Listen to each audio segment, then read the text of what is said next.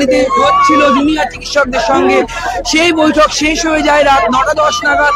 তারপরে একাধিক জটিলতা, সবচেয়ে গুরুত্বপূর্ণ ছবি, জুনিয়র চিকিৎসকরা তারা কিন্তু মমতা বন্দ্যোপাধ্যায়ের বাড়ি থেকে প্রায় রাত 12:15 বাজে এবং প্রায় এত ঘন্টা পর প্রায় রাত 12:15 বাজে এখন তারা কিন্তু বেরিয়ে আসছেন।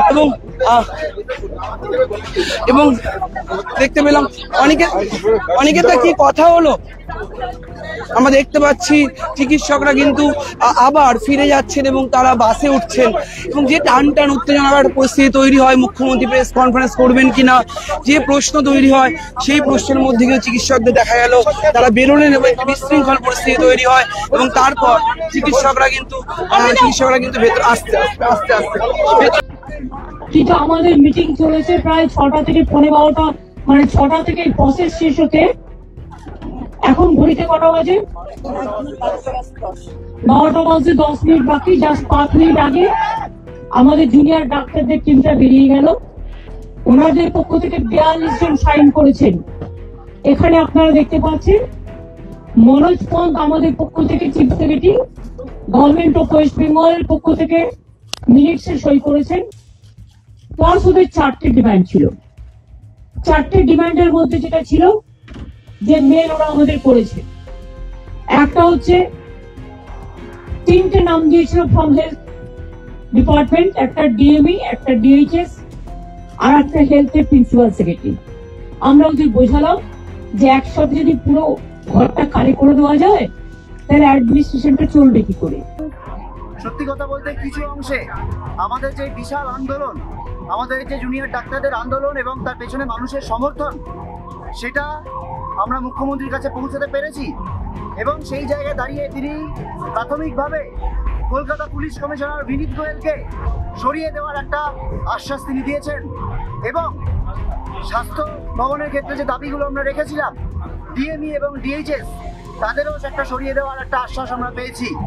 কিন্তু এই যে প্রত্যক্ষ এবং পরোক্ষ তথ্য প্রমাণ লোপাট এবং দুর্নীতি হোক এবং এই থ্রেট হোক, সিন্ডিকেট হোক, তার যাদের একটা প্রশ্রয় হয়েছে সেই প্রিন্সিপাল হেলথ সেক্রেটারি, সে বিষয়ে কোনো সিদ্ধান্ত তিনি নিতে পারেননি।